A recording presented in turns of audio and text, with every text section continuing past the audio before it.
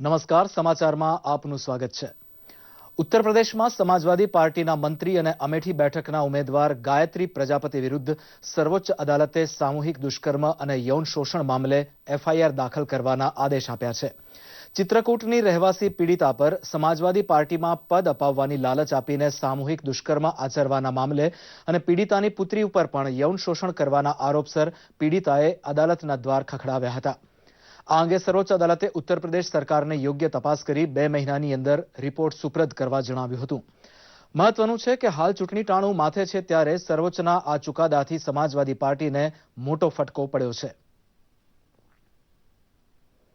ઉત્તર પ્રદેશમાં સમાજવાદી પાર્ટીના મંત્રી અને અમેઠી બેઠકના ઉમેદવાર ગાયત્રી પ્રજાપતિ વિરુદ્ધ સર્વોચ્ચ અદાલતે સામૂહિક દુષ્કર્મ અને યૌન શોષણ મામલે એફઆઈઆર દાખલ કરવાના આદેશ આપ્યા છે અને પીડિતાની પુત્રી પર પણ યૌન શોષણ કરવાના આરોપસર સર્વોચ્ચ અદાલતે ઉત્તર પ્રદેશ સરકારને યોગ્ય તપાસ કરી 2 મહિનાની અંદર રિપોર્ટ સુપ્રત કરવા જણાવ્યું છે.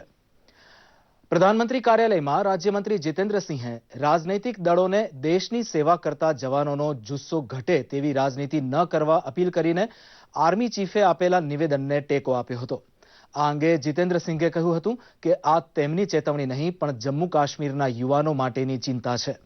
આ પ્રસંગે તેમણે કોંગ્રેસને આડે હાથ લેતા જણાવ્યું હતું કે હતાશ થયેલી કોંગ્રેસ પાર્ટી મજબૂરીમાં અલગતાવાદીઓની ભાષા બોલી રહી છે. ભારતીય જળસીમામાં જખૌ નજીક એક પાકિસ્તાની નાગરિક 4-5 શંકાસ્પદ બોક્સ સાથે ઘૂસ્યો હોવાની બાતમીના આધારે એલર્ટ જાહેર કરાયું છે.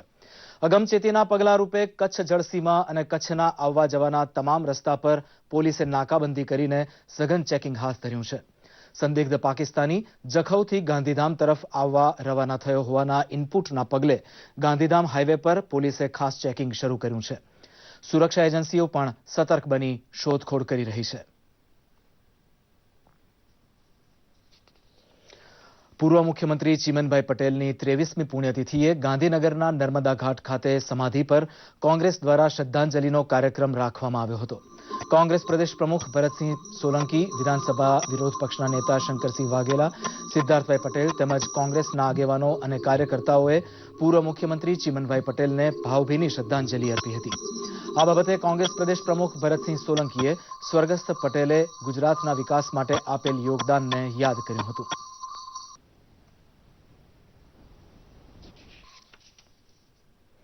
અમદાવાદની એલડી કોલેજ ઓફ એન્જિનિયરિંગમાં 2 દિવસીય સ્કિલ ડેવલપમેન્ટ ઇવેન્ટ લક્ષ્ય 2017 યોજાઈ છે. લક્ષ્ય 2017 અંતર્ગત પરિવર્તન ટ્રાન્સફોર્મિંગ ઇન્ડિયા એ થીમ આધારિત આ ઇવેન્ટને ગુજરાત યુનિવર્સિટીના કુલપતિ એમએન પટેલે ખુલ્લી મૂકી હતી.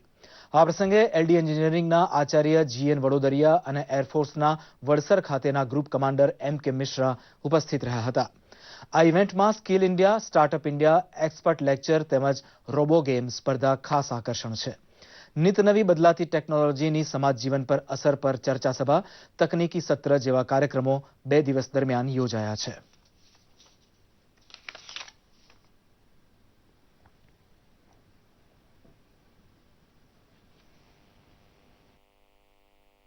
વર્ષે જુદા જુદા થીમ ઉપર કે જે થીમ એમ કહી શકે કે સોશિયલ રિસ્પોન્સિબિલિટીને ધ્યાનમાં રાખીને પણ અને કન્ટ્રી એઝ અ હોલ એના જે મિશન છે એને ડ્રાઈવ આપવા માટે પણ ધ્યાનમાં રાખીને થઈ રહ્યા છે.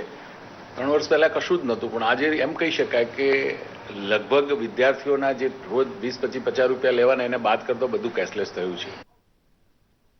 આ સાથે જ આ બુલેટિન અહીં સમાપ્ત કરીએ છીએ. નમસ્કાર.